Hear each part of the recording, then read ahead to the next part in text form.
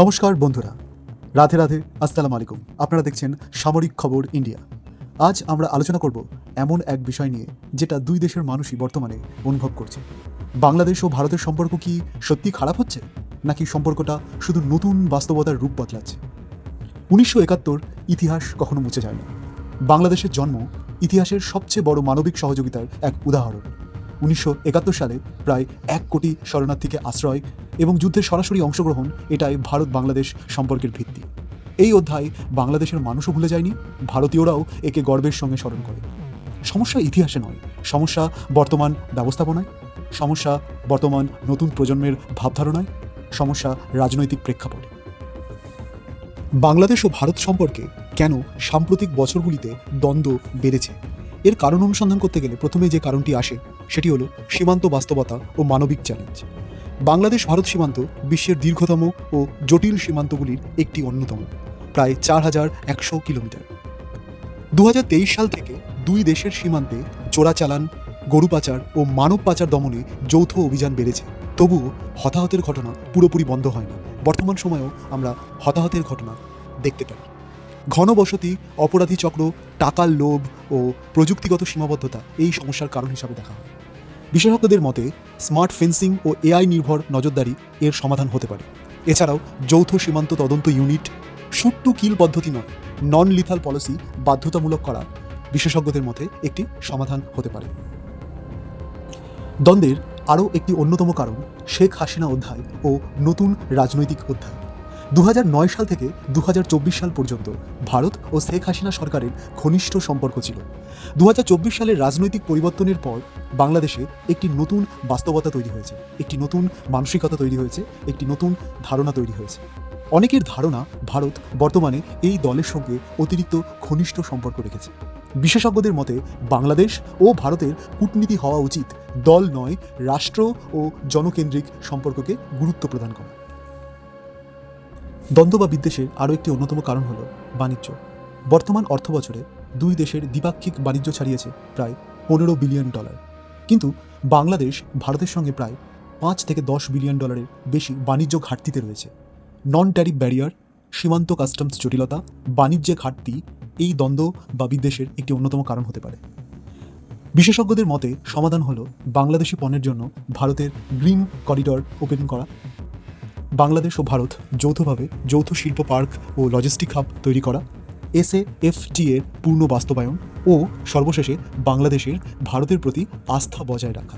বিদ্বেষ বা দ্বন্দ্বের আরও একটি অন্যতম কারণ হল তিস্তা ও অন্যান্য নদীর জলবণ্টন। 54টি নদী এই দুই দেশ একসঙ্গে ভাগাভাগি করে। 1996 সালে গঙ্গা চুক্তি সাফল্যিত হলেও তিস্তা চুক্তি হয়নি। তিস্তা চুক্তি না হওয়ায় বাংলাদেশে ক্ষোভ তৈরি হয়েছে। এই চুক্তি না হওয়ার কারণ হিসাবে দেখা হয় ভারতের ফেডারেল কাঠামোয় রাজ্য কেন্দ্র সমন্বয়ের জটিলতা। জলবায়ু পরিবর্তনের ফলে পশ্চিমবঙ্গে জলের চাহিদাও অনেক বেড়েছে আগের তুলনায়। বিশেষজ্ঞদের মতে এর সমাধান হল ভারত, বাংলাদেশ, পশ্চিমবঙ্গের ত্রিপাক্ষিক জল commission, real time data sharing, তাছাড়াও জলধারা ও নদী ব্যবস্থাপনায় দুই দেশের যৌথ প্রকল্প। দুই দেশের মধ্যে বিদ্বেষ ও দ্বন্দ্বের আরও একটি অন্যতম কারণ পাকিস্তানের বাংলাদেশে সক্রিয়তা। সাম্প্রতিক বছরগুলিতে দেখা যাচ্ছে বাংলাদেশ ও পাকিস্তানের মধ্যে কূটনৈতিক ও বাণিজ্যিক যোগাযোগ বেশ কিছুটা বৃদ্ধি পেয়েছে।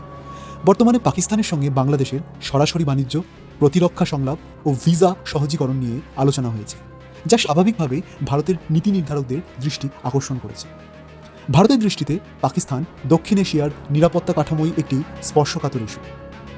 বাংলাদেশ পাকিস্তান ঘনিষ্ঠতা যখন দৃশ্যমান হয় তখন নয়াদিল্লিতে আশঙ্কা তৈরি হয় যে এই যোগাযোগ ভারতের কৌশলগত স্বার্থকে প্রভাবিত করতে পারে।